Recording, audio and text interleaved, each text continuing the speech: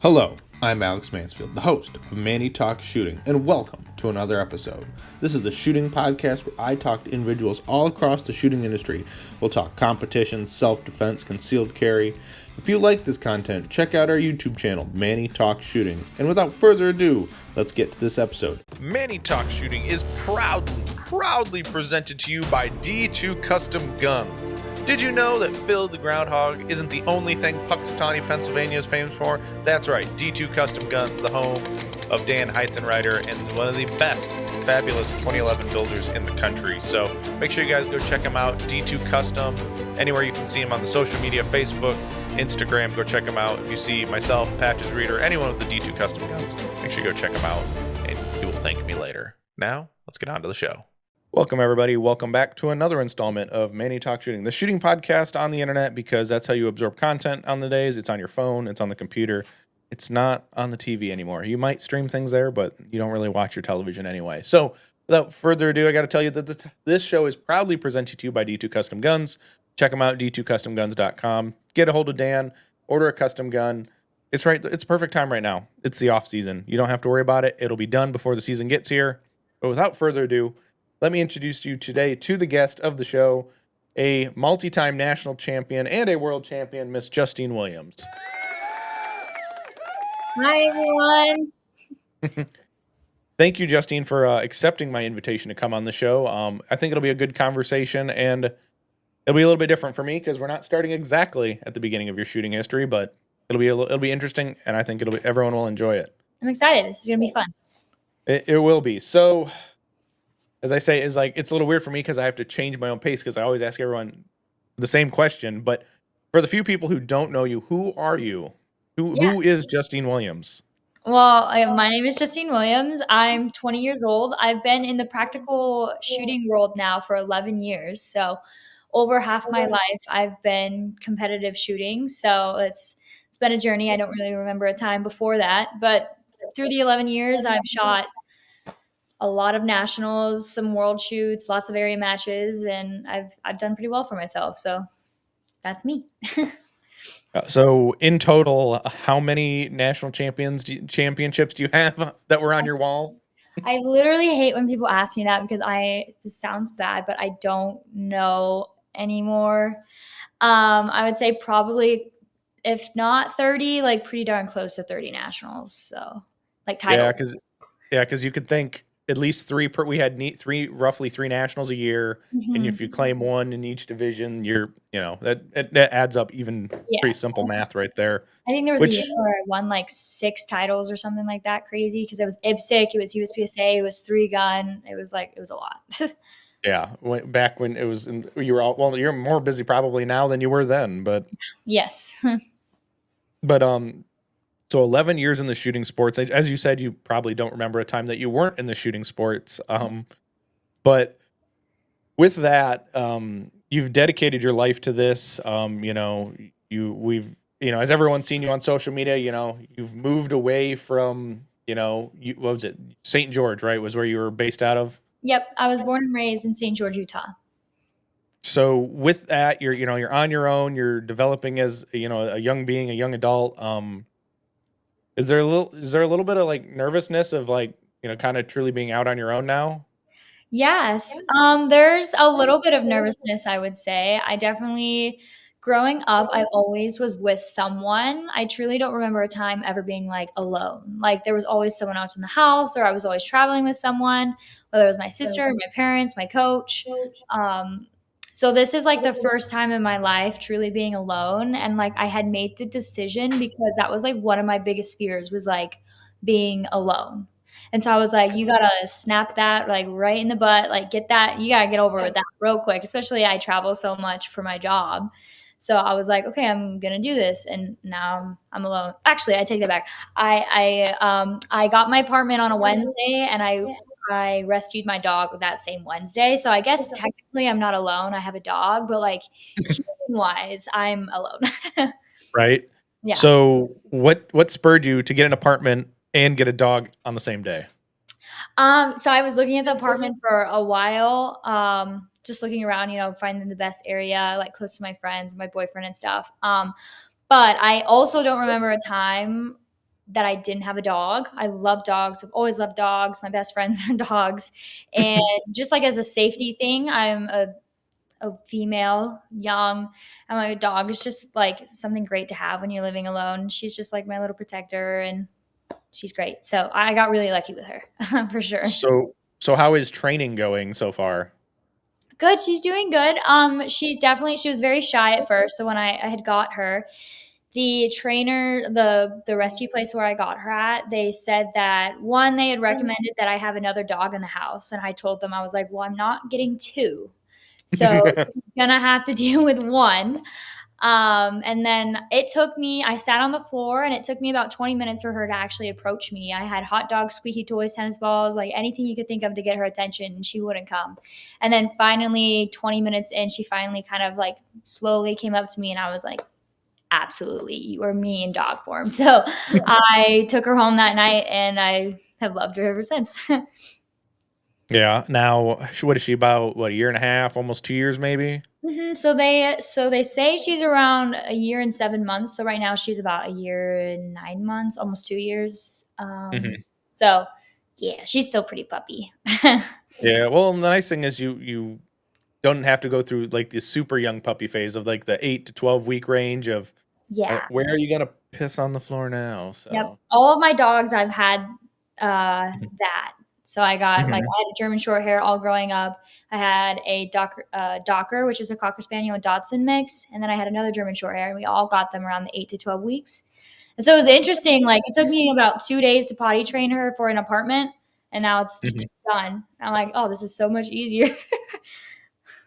Oh, I So can imagine. I definitely remember those days of, yeah, raising a dog and you're just like, "All right, well, you like I'm no there's no separation involved. It's like you're with me and like every 30 seconds you're going outside to pee because yeah, I'm not cleaning up the mess." yep, yep. And I got a nice rug, so I'm like, please don't on my rug. Yeah. No. So has she claimed the couch as like her own place if you're not around? Is that like her like I'm going there or No, actually, she loves her kennel. When I leave, she loves her kennel. She'll just go in there. When I'm here, she doesn't like to be in the kennel. She'll either be on the couch with me or she'll actually go under my bed. Like she just loves under my bed. So I've got a it's dog interesting because she's a bed. bigger Yeah, dog. I know, but she still has her little frog legs. Like they still flatten out. So she like army crawls underneath of there. It's so cute. Well, at least she'll be able to get her toys from underneath there. Yeah. Yes. So, has she had much exposure to the range yet? Yeah, I've taken her out a few times. When I first brought her out, she was pretty skittish of like the gunfire. I kept her in my car. I don't really want her on the gunshots for her ears. Um, Mhm. the biggest challenge, honestly, was just approaching people and having people like approach me. She doesn't really like men, but we're working on that. She's gotten so much better. I think she just was never exposed to literally anything. Like I was taking her for a walk and a car passed by and she freaked out. And I was like, okay, so apparently she's never had like a car drive by her before. So, like the simplest things like that. So, the range she does pretty good. She loves car rides. So anytime I'm going in the car, like she loves it. She just loves sleeping in my back seat like when I'm at the range. So she's doing pretty good. Slow and steady. Right, that's all you can ask for is them to be, willing to change and, being able to adapt to new, situations, Yeah. so that's kinda interesting that you say she's afraid of men, so, does Carson have to be very, cautious around the dog? So it's actually funny. She's gotten a lot better like approaching other males. She's like very slow, but she'll like go up to them and like sniff and then she'll allow them to pet her. Mhm. She actually does not like Carson still to this day. Every time he comes in my front door, she'll growl at him and then like bark very aggressively and then like scurry under my bed and she won't come out. Until like 20 minutes later, until he's like laying on the couch or laying on the bed. And then she'll jump up and she'll like sit on top of him and like put her head by his shoulder. So I'm really confused in why she'll bark and growl at him aggressively when he comes in, but then be like, pet me, pet me, pet me, like 20 minutes later. I don't know. Well, hopefully she warms up a little bit faster. Yeah, That's it's gotta be a pain in the butt. it is. It's Carson's like the only guy she's like yet to really warm up to. Like, it's weird. I don't know. I'm still figuring it out. Yeah. It's just dog things, right? Yeah. So, So you're living what's like you're in the Phoenix area now, isn't that correct? Yeah, yep. So how different is Phoenix from, St. George? I would say so it's definitely much larger. Phoenix Mhm. is very large in comparison to St. George. Temperature wise, it's actually pretty similar. St. George actually gets really hot in the summer, 110, maybe 115. Phoenix is obviously really hot in the summer, and then the winters are pretty mild. So like 30 degrees in the morning and then 45, 50, 60 even if you're lucky in the winter. So like winters are very similar as well. So temperature wise, I didn't really struggle this summer and right now this winter. Mhm. I would say the biggest thing for me was the driving time. Like in St. George, you can say, okay, like you can go anywhere in 15 minutes. In Phoenix, like you just plan on 30, 45 minutes automatically. Like it doesn't matter where you're going, it's going to take 30, 45 minutes. And Mhm. I had a truck when I moved here and I loved my truck. I had a Chevy Colorado 2023, 2022, I think it was. I don't know. And it was absolutely destroying me on gas. Like I was paying like 75, $80 every 2 weeks on gas. I was like, yeah, I can't do this. So I traded in my truck, which was really sad, but I got a car and now I'm about $22 every 2 weeks for gas. And I love it because I drive everywhere now and I don't mind. But that was for me the biggest thing was the gas. Yeah. Yeah, I could imagine that sitting in traffic stuck for 20 to 30 minutes not going anywhere and you're like, "Well, this truck that's nice to take to the range is not very nice for daily commutes." Yes, absolutely. And the range is for where I live right now, the range is about 30 minutes. So, I mean, it's closer than most people, but remember, I'm from St. George. So it was like 15 minutes. So, yeah, it's Yeah. more. So, do you primarily practice at Rio or do you practice at one of the other clubs? I primarily practice at Rio. It's just more convenient to where I live and like where I don't like where I'm at. All the other ranges are like 45 minutes to an hour away. So it's not really my forte. Gotcha. Makes sense. So, how is this? So, obviously, everyone says that Rio Salado, Phoenix is the mecca of the South in shooting, right? Mhm. Um, there's like obviously you're there, Nils Jonassen's there, Hunter Constantine's in the area. Um, do you feel like it's obviously ever you can shoot all year round, which is amazing until the summertime, and it's like absolutely warm. But um, has the shooting scene affected your performance at all? So it's pretty interesting. In St. George, I was pretty lucky because I trained at the Southern Utah Practical Shooting Range and I literally could shoot whenever I wanted. They had stages set up every single day, like, and you could just go practice on them. So I actually got, I would probably say a little bit more quality practice at SUPS, and I would shoot a match Tuesday and I would shoot a match Saturday and Sunday. Here, because it is the shooting mecca, there's so many more people here that if you are not signed up and registered 30 seconds when a match opens, you're not getting in. Absolutely not. Like it fills so fast. And I mean, there's like 100, 120, 30 spots in that match and it fills in 30 seconds. So like it's crazy. So I shoot a lot less matches local wise now than I did earlier this year. But I find that it doesn't really affect me as much anymore because I do have the 11 years match experience that like a local match is a training anyway, so I might as well just practice by myself and get more like better practices during the week and then have the weekends off or practice during the week and then shoot the major matches on the weekend. Right. Yeah, and you just came back from a charity match, I believe, this past weekend. Yeah, so that one was held at Ben Avery. It was it was a charity to support the Scottsdale Police Department to have them go ride in a bike event that helps support their fallen other police officers. It was really cool to see. And that match is really cool because they had some police officers working there. They had some of them speak. And then they actually had really cool prizes. Best prizes I've ever seen for a match. I got a $2,200 mattress certificate. Like just random. And I know there was like a barbecue, there was like free hotel night stays. Like they just like really like they just did such a good job with it, and like it was so much fun. So I'm assuming it's like for a mattress, or is it like a mattress in a box, like one of the, like No. the nice? So it's literally just a certificate. I gotta go in and I'll be like, I have this certificate and like all of this writing, and then I get to try whatever mattresses I want, and then it covers $2,200 worth of whatever mattress I get. Well, So that's convenient. It's like it's an odd. That's probably the oddest thing you've won at a match. honestly, but like I've been sleeping like garbage like ever since I moved in because my bed is not great. Um and I literally am like, I can't afford a new mattress right now. Like I just got a place, I just, all of this stuff. And then Carson on the last day, she's like, there's a mattress on the prize table. I'm like, you're joking. And he's like, no, like there is. And I'm like, I'm gonna win this effing stage. And I shot the best stage of the match on the last stage. I was like, yes, I got the mattress. That's all I wanted. And then you get to walk away proud with your mattress. Yep. I'm not ashamed. I got a really good prize. Right? At least it's not like another. Oh, it's another.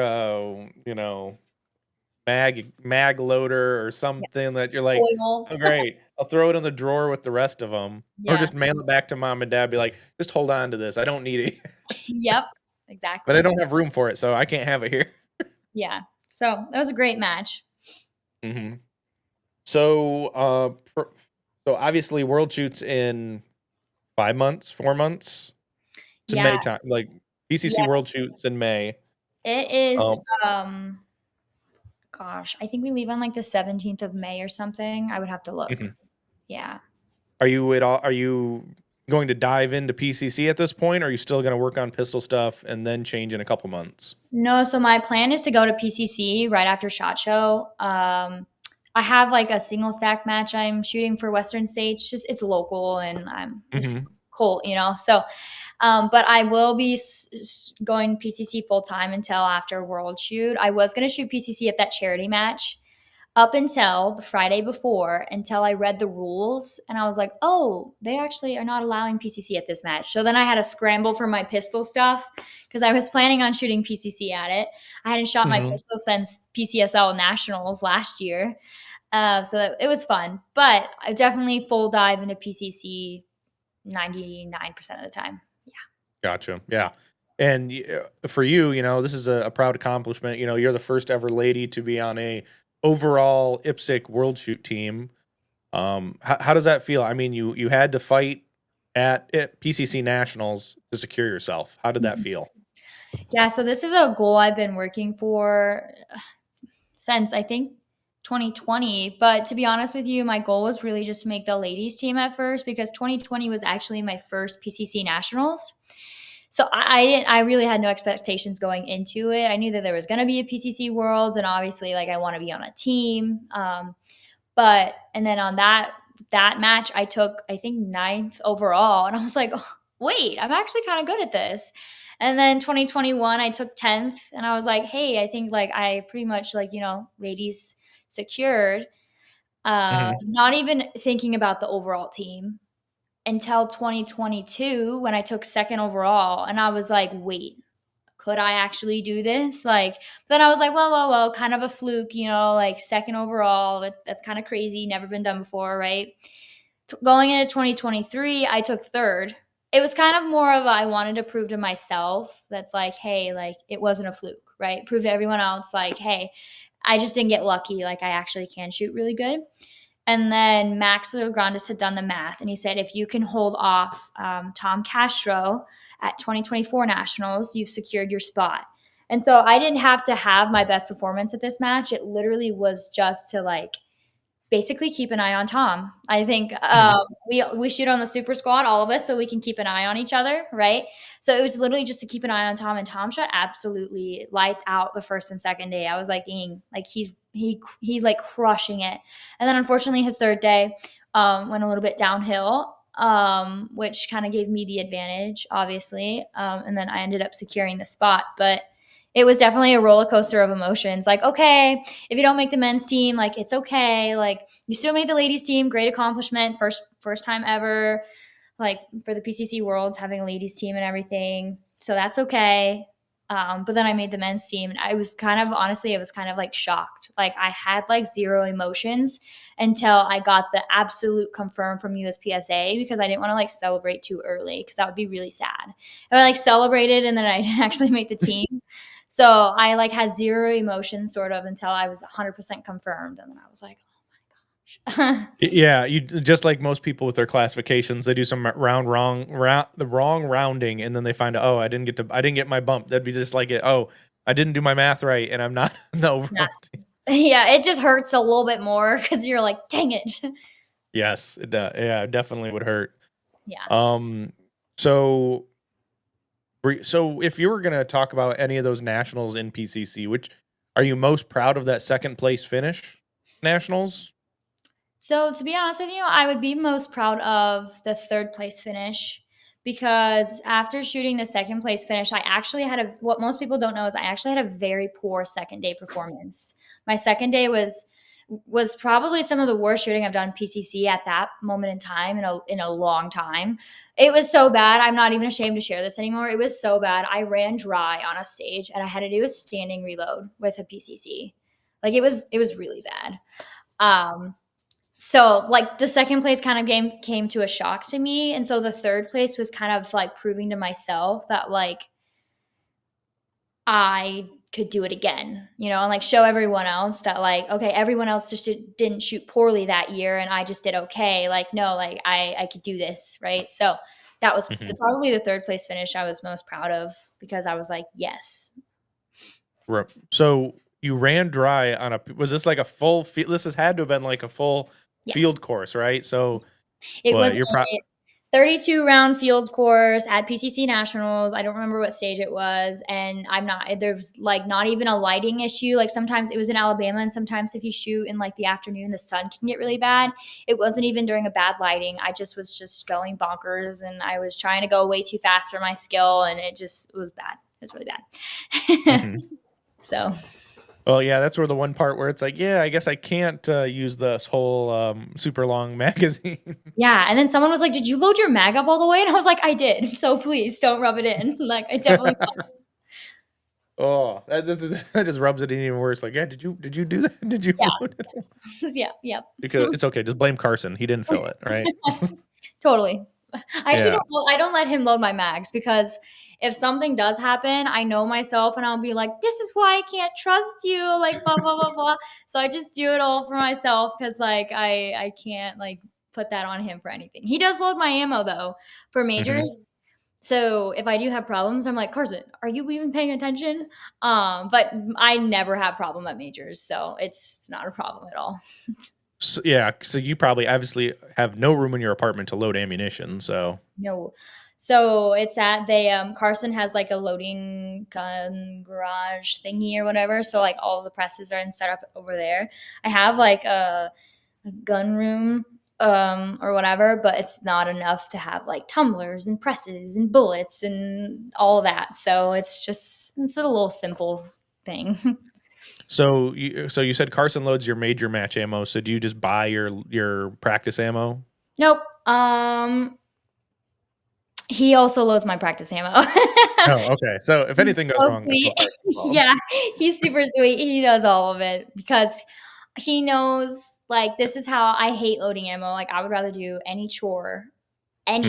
like laundry, cleaning, vacuuming, mopping, anything than load ammo. And then for my major match ammo, he loads my major match ammo and he's like, okay, if I load it, you got to chamber check it. I'm like, it doesn't need to be chamber checked. It's new brass. So then he ends up chamber checking it too. He's so sweet though. Like he does all of it. So it's nice. So will he actually put it in your barrel of your particular firearm, or is he No, just putting it in like the hundo case he gauge? has like the hundo case gates. He's mostly just checking for primers at that point. Gotcha.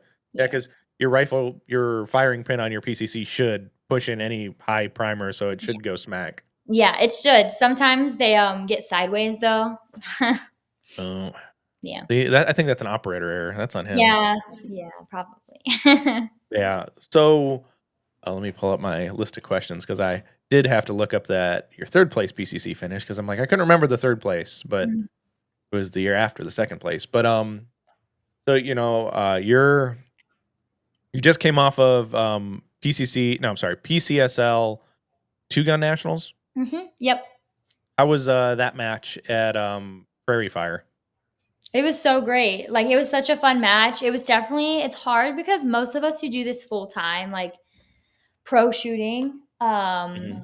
we definitely by December we're like pretty wiped. It's like Mhm. definitely last straw, like last straw, here we go. So I definitely did not practice like I should have leading up to that match.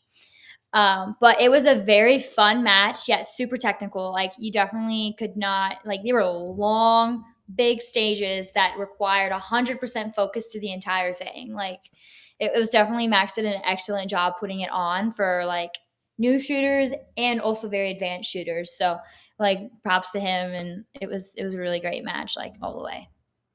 So I'm assuming it would be a 10 out of 10 going back next year or this Yes. year now that it's Yeah. 2025. This year. Yeah. Yes. 100%. Yes. Yeah, and was this the first time you've gone to Prairie Fire, or was this a second time? No. I've been to Prairie Fire maybe 4 or 5 times. Yeah. Yeah. From St. George, it's only 2.5 hours away. So then they had the grand opening. We went with my grandpa. He wanted to see it. And then they had like the SHOT Show aftermath there, and some few other stuff. So yeah. Mhm. So you just mentioned SHOT Show. What is this, your 5th, 6th, 7th time going to SHOT Show? My goodness. So you're allowed to go there when you're 16. And I think my first year I was 16 in January. I turned 16 in May, so I had to wait another 6 months before I could. But it's you lose count after a while. SHOT Show is just a thing that you take your gummies that make you healthy beforehand, because you're gonna get sick, guaranteed. It's just how badly you get sick and how quickly you recover from it. That SHOT Show pretty much. Mhm. Yeah. Yeah, and you've gone pretty much every year with Colt and having to work Mhm. the booth, and Actually, you go see your other sponsors, but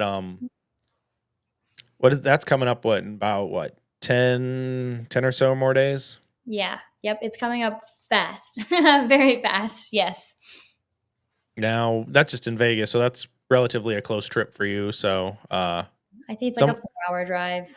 oh, that's not bad. Do you Yeah. have a hotel that you can leave your doggy at, or you have to leave it at home?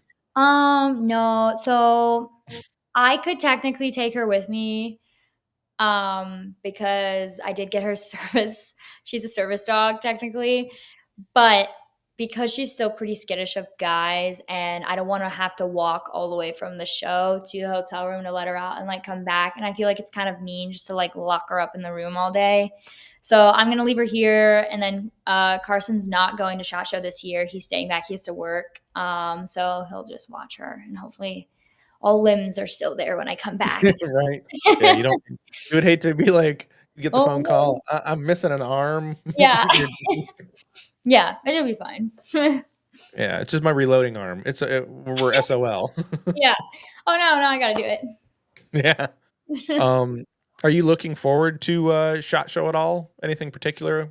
Yeah, I think I like SHOT Show mostly because I get to see all of my like shooting friends again. A lot of the shooters that I see quite regularly at matches go to SHOT Show for like their sponsors. So like after our kind of off season break, like we get to come back and like say hi and like catch all of each other up again. So that's probably what I'm most looking forward to. Thank you for checking out another episode of Manny Talks Shooting. I greatly appreciate it. And if you could do me a favor, please go patronize our partners when you are available. We have always, as the title sponsor, D2 Custom Guns. We've got Outdoor Dynamics, Make Stuff Better, 2 Alpha Apparel, Range Panda, Laugh and Load, Hunters HD Gold, and Southern Bobby Q. Now, thank you. Let's get on with this episode. Right. So there's one thing, you always see these people who are going to SHOT Show, and I'm looking at it, I'm like, okay. Like my buddy Dave goes, the Casual Shooter Podcast, Dave, and Mm. I like Dave, and he goes to SHOT Show. Dave has a place at SHOT Show. It's all these people who are like they're in like USPSA, they're in the shooting community, but they have no belonging to be at SHOT Show, and it absolutely drives me nuts. Um, it's pretty obvious probably to you, those people who are on the floor. It's like, you don't belong here. You don't belong here. Yeah. Like SHOT Show is definitely like it's a deal show. Like people go there to make Mhm. deals. And then there's people like me who you're required to go to SHOT Show by your sponsors. And then there's the people that like I guess ask companies like, can I please go and like represent you? And I'm like, Mhm. everyone wants to see SHOT Show, and then when you see SHOT Show, it's how many AR-15s can you make, and how many different knives are there, and oh look, a new gizmo that someone made up. Like there's only so much you can see at SHOT Show. So I'm like, people like me mostly go there to see our friends. So Right. yeah, Well, and usually, like, there's people who, they work for a retail location, and I always tell them, "You just go get me every patch that you can muster, yes, and I can fill my patch wall that's behind my computer." I'm, what, 3/4 of the way full? there you go. Yeah, Yeah, and I'm like, there's no duplicates, and I'm like, "You can't get me duplicates," and this is the problem. I'm just like, "I want it full." But I'm like, "I'm not going to SHOT Show." yeah. But if you had to pick if you had to go to one only, would you rather go to SHOT or NRA? Probably NRA show. It's definitely a lot more like. Also, mind you, I'm not 21 yet, so I don't get the full Vegas experience. No, you But can't use the circle bar. but yeah, but I think I like NRA more because I definitely get to meet like the people who follow me, like, oh my gosh, I'm the biggest fan of you. Like I show you to my grandkids. I love those kind of people because it just makes me like so happy that like, Mhm. oh, like nice to meet you too. So I probably would pick NRA convention. Yeah. Now you just need to get a stamp with your signature on it, so you don't actually have to write it, and just Yeah, go big ol' stamp. I definitely sign a lot more NRA than I do SHOT Show. Like just because the people like go there specifically to meet people and like that's kind of NRA convention style versus SHOT Show. A majority of the people who go there are like there to make deals. Mhm. So yeah. Yeah. Well, and that's cool. You get to network, you get to see your friends, and it's a nice experience, but it's also nice, I guess the true test of SHOT Show is to see if you come home not sick. Yes.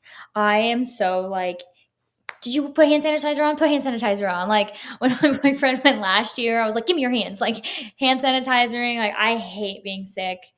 And right after SHOT Show, I think like 5 days after, I'm going to Texas to teach 2 classes. So I'm like, oh, I'm not getting sick this year. Like, absolutely not. So I'm like, gonna be the neat freak.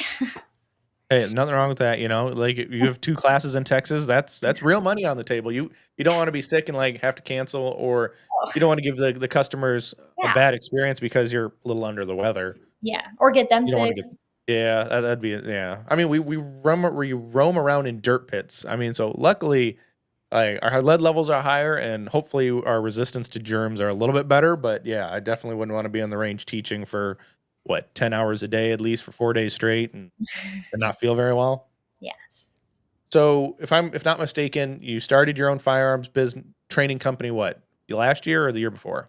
The year before last year, yeah. Okay, and I think it's what is it Justine Firearms Training or Justine's okay. Firearms Training, JFT for short, because it's a long name. And how many classes do you think or how many classes do you think you've taught through that brand? Through that brand, and I can't even tell you. I've taught classes in St. George. I've taught classes in Phoenix. I've taught classes in Curacao. Most randomly, this year I have Alabama classes. I have Texas classes. I have Phoenix classes. Um, so we'll see. Mhm. And essentially you have 2 ships of, classes with a pistol and then a dedicated PCC class, is that correct? Yeah, so I've tried to mix them because some places are like very PCC heavily populated, but when I put a PCC class out, sometimes it like doesn't fill just because like not a lot of people in that area shoot PCC. So before I had JFT and I was training for Shoot Mo Beta, we tried to mix PCC and pistol and it just doesn't work. So like that's why I have them separated because they have to be taught separated. There's too many different aspects to them. Right, or you feel like you're taking away from your pistol students when you're spending a lot of time on stance with the rifle or, figuring out your points of contact or vice versa. When you're probably trying to teach transitions with a pistol, it's completely different than when you do a rifle transition. Yes, absolutely. All of it. Yeah. So that's cool. And you probably taught and you like you said you taught with Mo with Shoot More Beta Mhm. beforehand. So it's not like you're new to firearms instruction. How does it feel being like the sole owner of your business? Like, It's really cool you're the because one relying on it. I get to like make my own schedule and I get to make Mhm. my own plans. I do miss like teaching with Glenn. We had a really good dynamic, and it's nice teaching with another instructor because then, like, while they're teaching, you kind of get a small break, drink some water, eat some food, help the other students. But it is cool, like making my own schedule and like, no, I don't want to teach anything this month or something like that. So that's quite nice. Mhm. Yeah, the flexibility of being your own boss is quite nice. Yeah. But, that's the other thing is if you don't do a class, you're like, "Well, I don't know where the dog food's coming this month." Yes. Yes, absolutely. I've been teaching since I was 13 years old. That's what also a Mhm, lot of people don't realize. I taught for Tactical Performance Center when I started teaching for them when I was 13. I taught police officers, I taught parajumpers, people in the military, I taught regular people, regular competitors, and then when Ron Avery had passed, I started teaching for Glenn's company, Shoot Malbetta. And then when mhm. I was 18 and old enough to have my own insurance, that's when I created JFT. Okay. So, Mhm. yeah, Ron Avery was tactical performance training, if I'm not mistaken, correct? Yes, Ron Avery and Ken Nelson were the founders of Tactical Performance Center. Gotcha, and I'm assuming that's where Brian was teaching for a while before he Yes. did all his own stuff, but, so that's interesting. Yeah, so I bet that's quite interesting being, what, 5 foot, maybe 13 years old, instructing a lot of different people, and they gotta look down at you.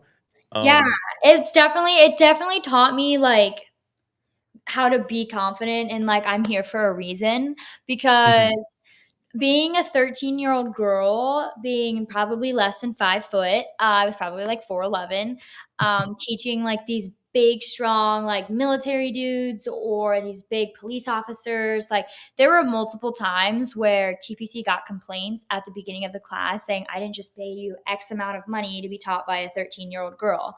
And then TPC would say, like, okay, if you still feel like that after the class, we'll refund your money. And then they would come back after and say, we apologize sincerely. Like, she's like, it's so much better than we thought it was. We're sorry we judged from the front because TPC would just basically have us demo at first. They would just, okay, you're our demoers. And we would demo, and then everyone would be like, what? And then they would listen. So it's, mhm.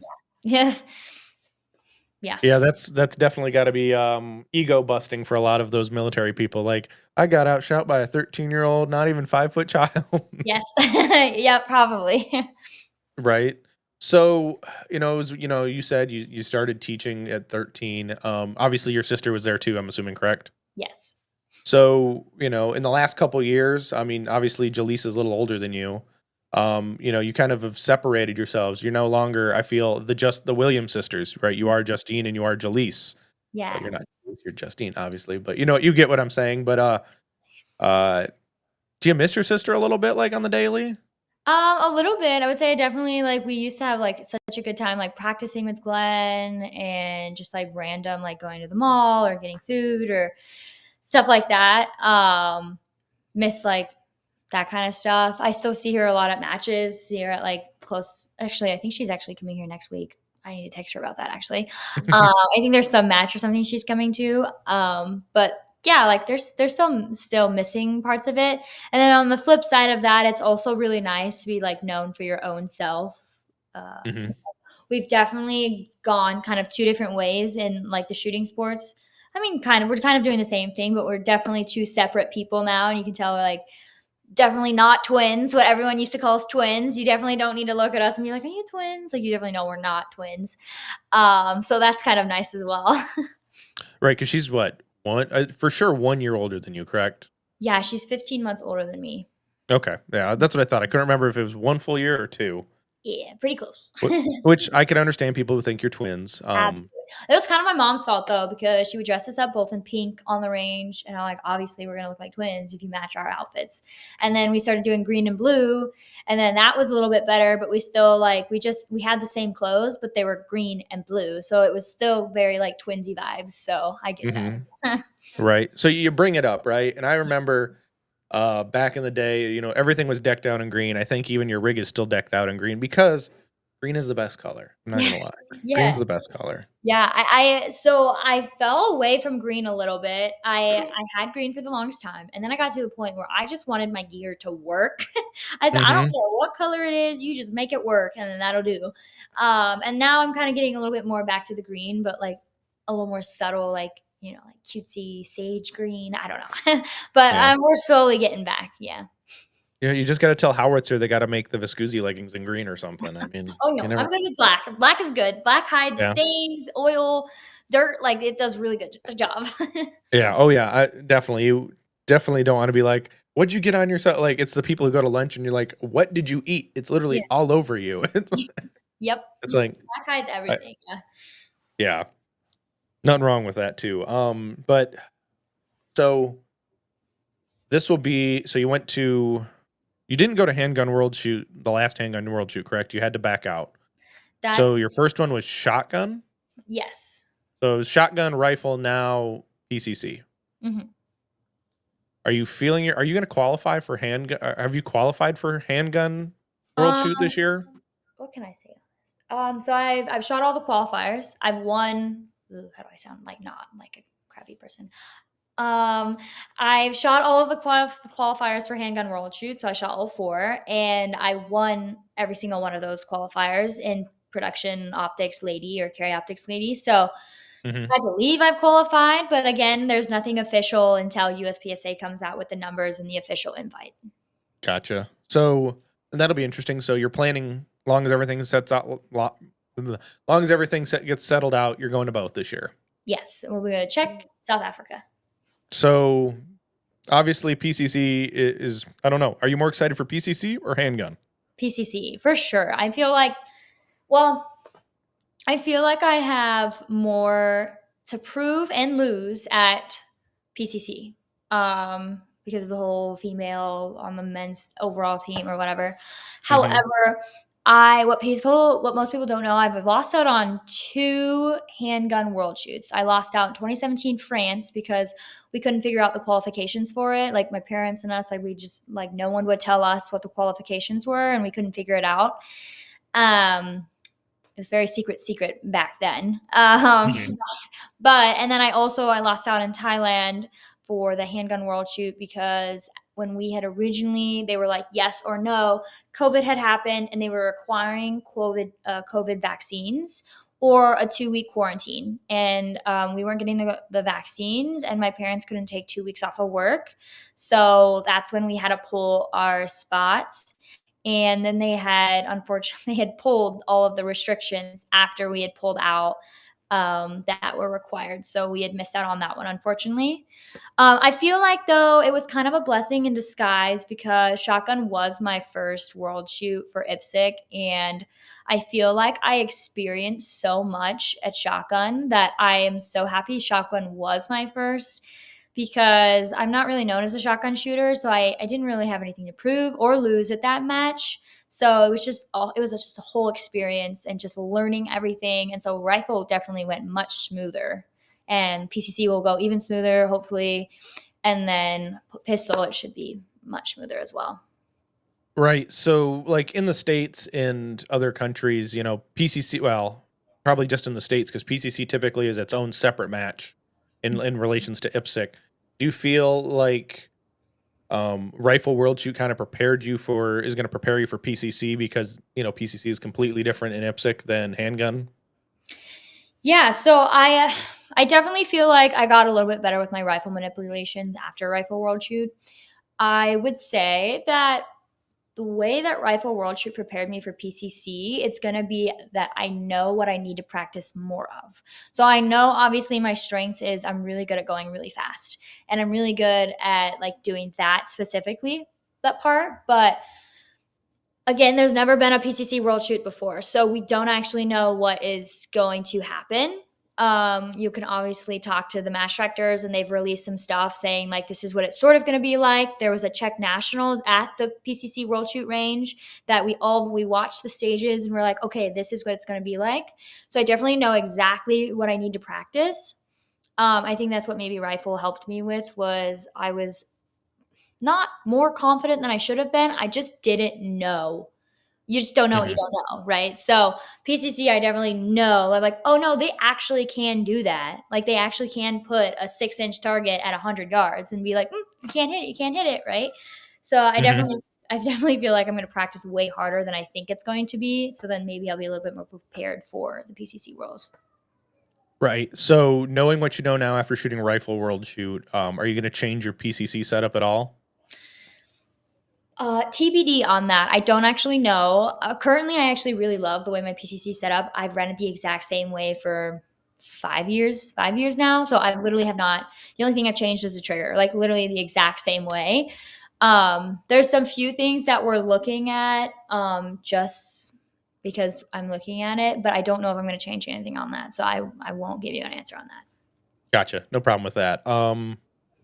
Yeah, it's like Rifle World Shoot. You had mini targets out for so long. You had super far distance. I mean, Yeah. you were obviously shooting a 223 5.56 variant rifle with Trijicon glass. Did you and how often did you use your offset dot at the Rifle World Shoot?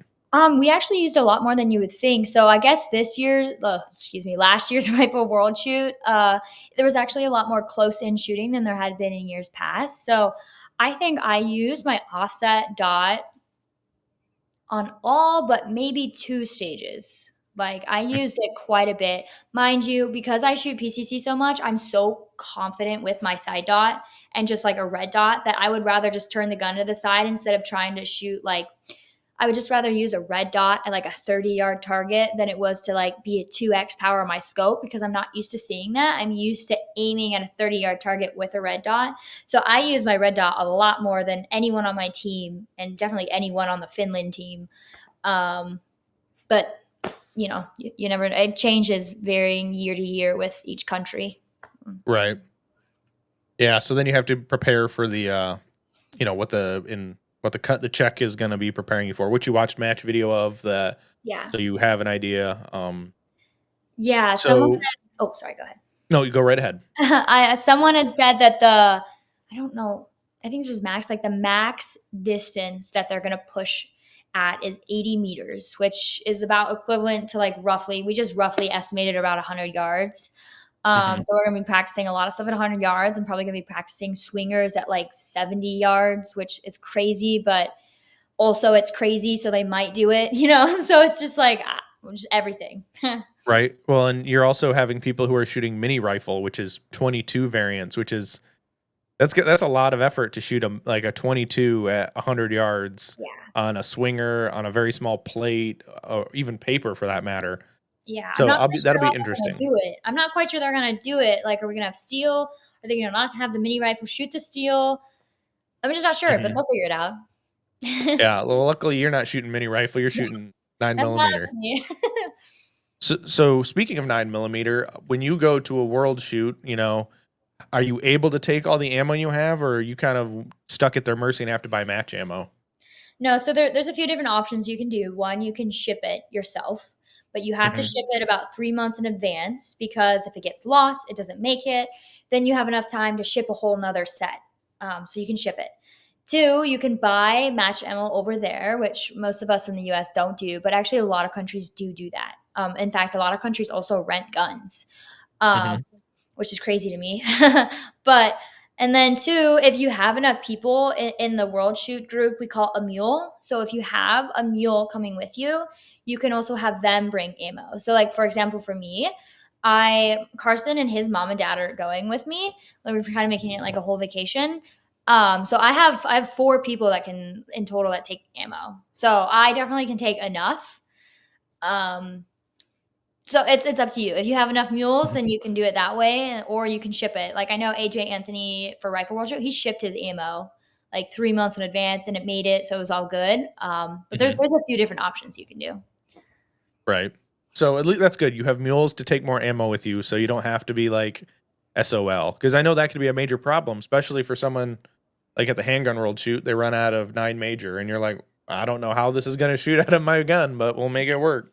Yeah, it definitely can be a problem, especially like with for Rifle World Shoot. A lot of people were buying the match ammo, which was crazy because apparently it was like super accurate ammo, but like, because we're like expecting to go out to 300, 400 yards, like if you've never shot that ammo before, how are you supposed to know what that hits like that Mhm. far, like consistency wise, if there's wind?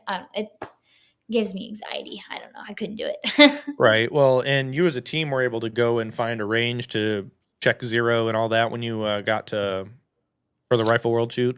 It was actually kind of a free for all. There was two different ranges you could go to. There was a long range, and there was a like a close range, like a closer in range. Hmm. I think I don't think either range was really affiliated with the match. I think they were just ranges in Finland that caught wind that there was going to be a world shoot, and so they were charging per head, like going in there, and so they made bank. Like I don't know who they were, they made bank because the rifle world shoot range had a terrible sign in bay. It was like a bench at 50 yards with a shot out target. Like there was no way you could use it. So like luckily there was the two other ranges. Hmm. Yeah, that definitely makes it a little bit better when there's multiple options and you're able to do that. Yeah, because God, if you have everyone trying to go zero at one range, you're never going to get anything done. You're like, but that should also have been on like the match to be like, all right, we actually have a practice bay or something. Yeah, it I'm, definitely was. It was very interesting because checking zero in a completely different country, mind you, we're going from the U.S. We went from the U.S. to Finland, so different Mhm. altitude, like all of these different things. So we wanted to check zero at like 100, 200, 300, 400 yards. And so we had like 20 people on the line just checking at all these different distances. We had to stop every 15 minutes. Everyone was pretty much done. Like it was like kind of chaotic, but like we got it done, but it was chaotic. Yeah, I could imagine chaos, and you're all trying to do your thing, but you're all trying to be respectful of each other too, and it's just Yeah. a nightmare. Yeah. And especially So, since a lot of them didn't speak English. So it was like, oh yeah, that. So, ah. did you have to use like Chat GBT or Google to translate for you and all? um, uh, Not really. So a lot of the Finlands actually speak really good English. Hmm. So luckily there was some Finland guys there, and there was at least one person in each group that could possibly speak English a little bit. Like they could understand enough where it's like, don't do that. Like not yet, like that kind of stuff. But it was definitely like speak slow, use your hands type moments. Yeah. I can imagine that being a nightmare. I remember when we went on a cruise in 2017, and there were some people like they worked on the cruise line, but they really didn't speak the best English, and you're just like, okay, I Yeah. got to remember like I'm talking to like a 3-year-old. But Yeah. Yep. I did get some. I've got a couple more questions for you, but I did get a couple questions from the sidebar. Um, with you know, with Canada, the Canadians losing their right to PCC, um, how do you think that's going to affect the world shoot? Well, I think it's really unfortunate. First of all, Hmm. I know them not personally, but like obviously we follow each other on Instagram and we message back and forth. And I was it's so sad, unfortunately, that that's like how it's happening right now in Canada. Unfortunately, we're getting closer and closer to that in the U.S., which is what's Hmm. scary. Um, I th- I think it obviously is going to change some aspects of things. It might not. It might, but unfortunately, we're not going to get the. We can say what if, but unfortunately, with what's happened, like we're never going to know. And I know they all. I think there's three of them that were really going to come over. I mean, go and shoot, maybe four. But that really had like put a lot of hard work. I know I'd be incredibly angry if someone was like, you've been working toward the school for 4 years, but you can't go now. It's like, what? Like, like I'd be incredibly all that hard work, money, time. Like, I don't know. I feel really, it's very unfortunate for them. And Oh, hopefully it oh, gets better now. Hopefully it gets better. But we'll see, I guess. yeah. We can only see, and hopefully they can get some things turned around and get some of their rights back. I know it's a big thing for us here. Is like the Second Amendment super important, and Yeah. we can't put our guard down. It seems like on anything when it comes to that here, because they'll try to take everything they can from us. Yeah, Like I know absolutely. our state legislature is trying to ban non gun looking colors. Like so, say you had your Shadow 2 or your a voodoo priest and you wanted it lime green for some reason. Since that's not a normal gun color, that would be illegal. That's so crazy. It is crazy. It's Yeah. I guess I can understand like the logic. Oh, we don't want people to, Cerakote a gun to look like a Nerf gun or whatever, and then some happens with kid violence with it. But I've definitely seen that before. I've definitely seen a gun Mhm. painted like a Nerf gun, but that also comes down to the safety. Lock your Mhm. guns up, teach your kids safety. So I don't know. Right, They try to exactly. do whatever they want. They can try. Mhm. Oh, they can. But yeah. So we always got to fight for our rights there, and um, I lost my train of thought. But I guess that's what happens when you've been going at it for all day. I guess, and your brain's going numb. But anywho, but I always learned if you keep talking, not dead air. It's just some ramblings, and they'll live through it. The listeners will live through it. But It's fine. so recently, I remember you making a post. You put an emphasis on, your fitness goals, and and you can see the progress you've already made. How do you feel like as like a day to day with those changes? Like everything a little bit easier now, or new goals that you're trying to hit with that? So I definitely started the goal. Started like working out hard because one, it was like the up season was upcoming. I started in I think I started in September. So like the off season technically hadn't started yet, but for me, like a month and a half roughly is the off season. And in my head, like I was like, that's not really enough time to like really like break the ice. So I'm like 3 months into it now, and I'm really glad I started when I did. But I started it because PCC World Shoot obviously is upcoming, and I am on the men's team. And my biggest fear was I didn't want to be the weak link with something that I could obviously change. Um, Hmm.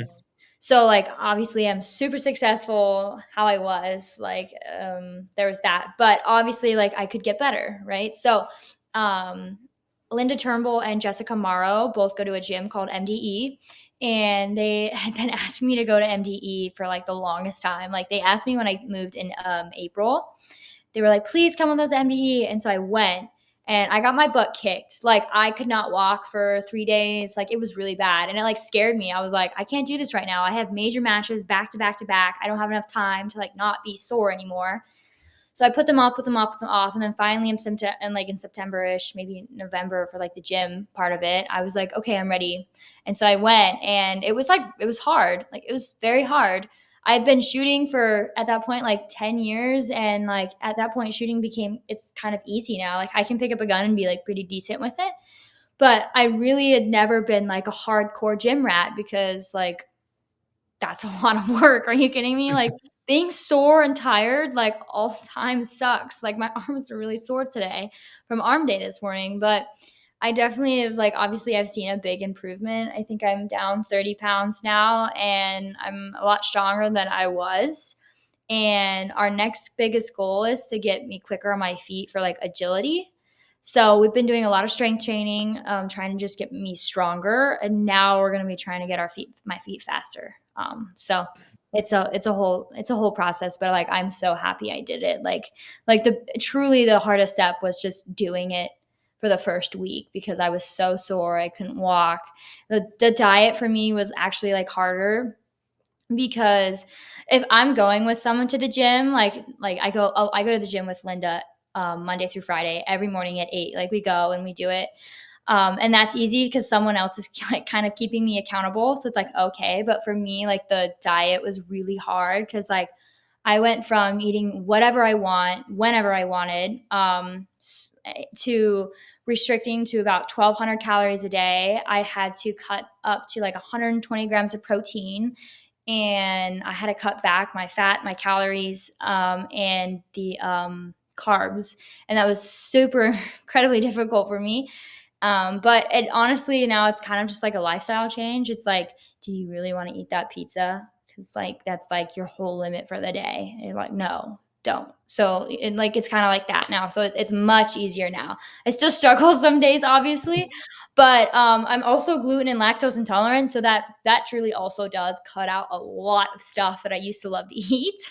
Because I Mhm. can't have that pizza because it would make me feel crappy, and I can't have that milkshake because it will make me feel crappy. So that's kind of also made it a little bit easier. Right. So, what's the thing you regret the most having to give up? um, Probably just like I mean, this was kind of not the gym reasons, but literally just like eating a pizza or pasta whenever I wanted because like I literally if I have the foods, I will just feel terrible. Like my gut just feels terrible. I feel super lethargic. I get headaches. Like it's just not good. And so like that's the hardest part for me where it's like I do this to me sometimes where I'm like I might be okay. I'll just have a little bit of it. And then I'm like 30 minutes later, I'm like, dang it. Nope, I'm still definitely intolerant to it. So that's probably the hardest part. It's just like diet, just like giving up the stuff that I love because one, it doesn't make me feel good, and two, like it's not helping me towards my goal. Like every time Mhm. Lynn and I don't want to go to the gym or anything, like we're texting, we're like, we don't want to go to the gym. Or like she's like, I don't want to go to the gym. And I'm like, do it for World Shoot. Okay, fine, we're going. Like literally both of us are like, do it for World Shoot. Like that's our Mhm. ultimate goal. So it's nice having someone like keeping you accountable for it. Oh, absolutely. That's the biggest thing is like you have accountability partner, someone who expects you to show up at 8 a.m. Monday through Friday, and they're going to give you all the crap if you're like, "Where were you? You're late. Were you not going to come?"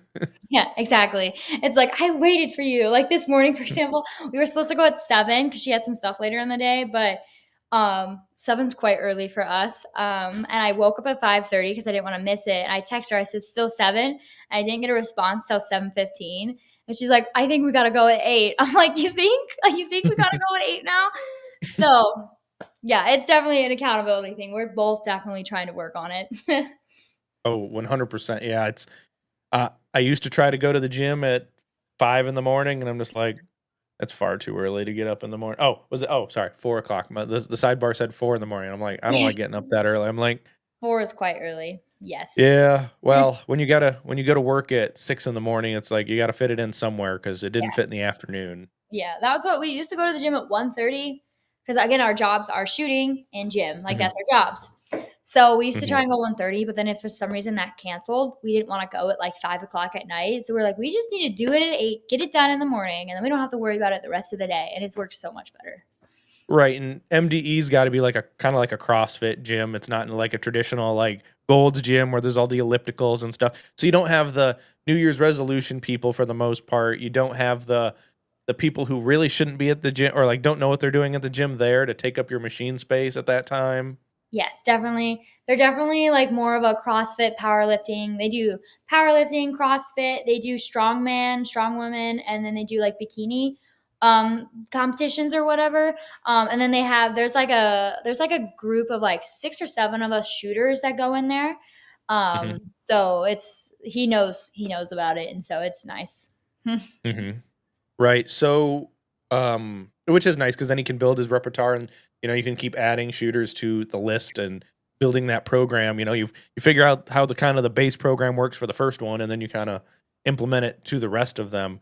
Do Yeah. you feel that going at 8 in the morning, like, jumpstarts your day for the rest of the day to be super productive? Yes, absolutely. If not, then I feel like I definitely like sleep in because again, I make my own schedule. So like, I'll go to the range at 11. Like I can sleep until 10, right?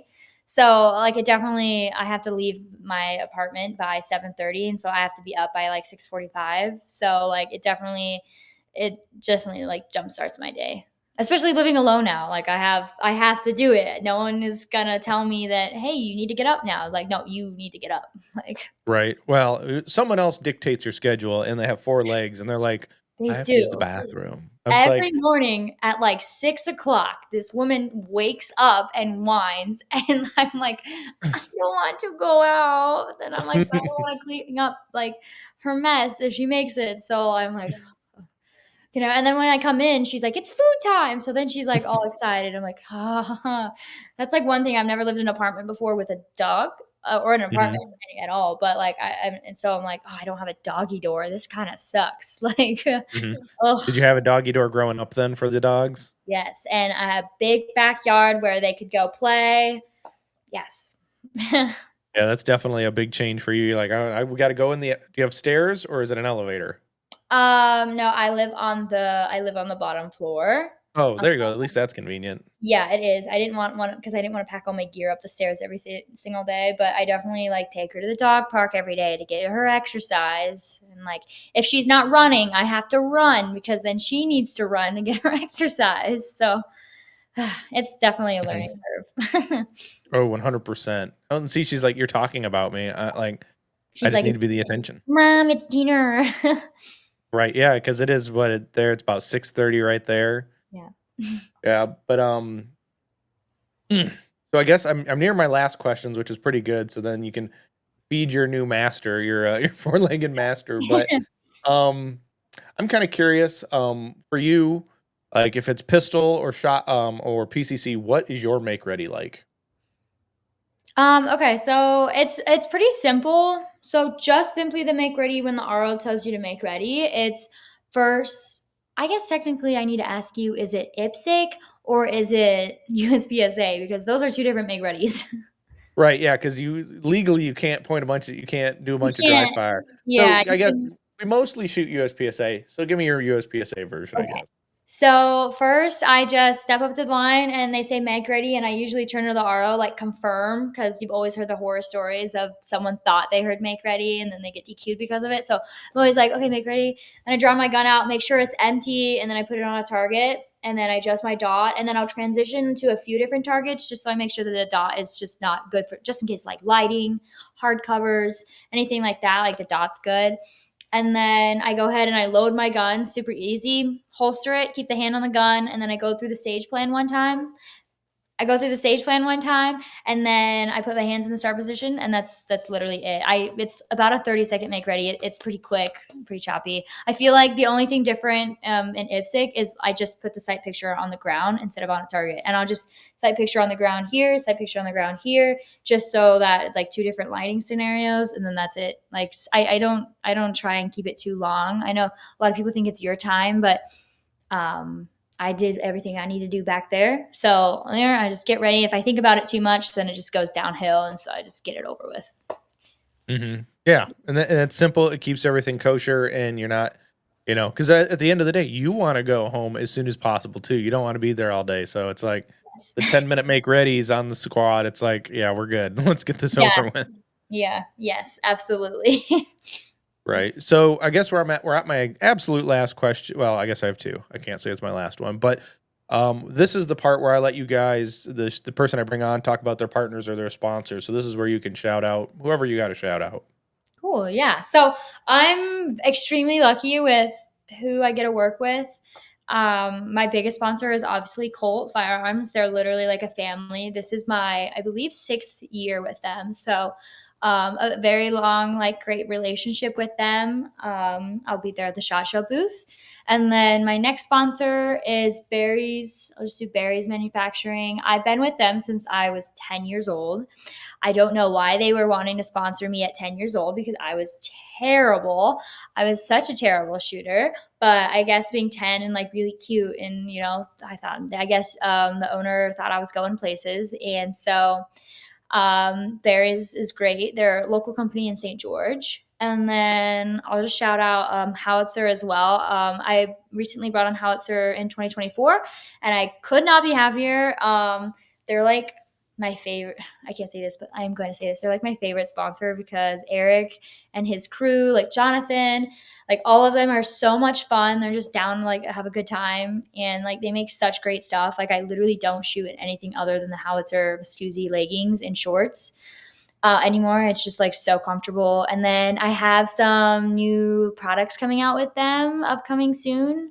So stay tuned for that because it's really cute and it's gonna be really fun for both guys and girls. So both of you get something. And so yeah, there's that. None wrong with that, and that's great. It's glad to see that you're working with these good companies and they're able to give back to you and you give back to them. So Yeah. You've always been in the Colt blue every time I see you out on the range or on the social media. So Yep. it's nice to see you living that long partnership even after a couple of mergers they've made. So, Yeah. but Justine, if people wanted to get a hold of you, if they want to get you out there for a class, what's the best place to reach out to you and make that happen? Yeah, so obviously my generation is really great with Instagram. So I am very active on Instagram. That's like my most active platform. I also have Livefire as well. You can reach out to me there, or if you want to like email me for some classes on my Justine's Firearms Training Instagram, there's an email that you can email me there as well for any training. So there's that too. But I'm mostly active on social like Instagram. And if you need questions or anything, that is the best place to reach me. Oh, absolutely. Yep. We all live on our phones and through social media. And it's like usually, like if someone needs to absolutely get a hold of me, that's usually where it's at. It's like they might text me. It's like, which drives me nuts. Like you'll meet people on social media, you'll give them your actual phone number, and then they'll never actually use your phone number. They will still use whatever messaging app or That's social definitely media app. that's definitely me. I definitely still use Instagram. I don't know. Well, some people it's bad because you can't remember their name, but you know their Instagram handle, and it's like Absolutely. Yes. Dang mhm, it. Um exactly. But Justine, do you have anything left off where you want to share with them or the listeners, or are we all good here? Um, not really. I guess my Instagram would be Justine_Williams_official. That's my Instagram. I just can't say my Instagram handle, but that's my Instagram handle. I don't know. This was super fun. I like this podcast because I didn't have to start at the very beginning. We could talk about now life instead of going Yeah, over. well, and you and your sister have been on so many where you have to start from the beginning, and I'm like, they can't all be the same. They all have to be unique. And this is just a nice conversation. It's not like I'm gonna drill you down about shooting the whole time. I mean, people got to find out more about you Yeah. and that, which that's what brings me joy is to be able to have the interactions and the conversations. Yeah, I definitely like that as well. I definitely like when I know someone like their personal life, I definitely feel like I know them better and it's not just like so like fake in a way. Like I'm an Mhm. open book. Like this is my life. I share it on social media, so I keep it real. Right, And the exactly, dogs right. stop squishing. And dog that wants attention, that's all that it is. But, Justine, thank you for your time. I know the listeners are gonna love this one, so thank you for your time, and, listeners, as I say at the end of every show, get out and do the things. I will see you on the next one.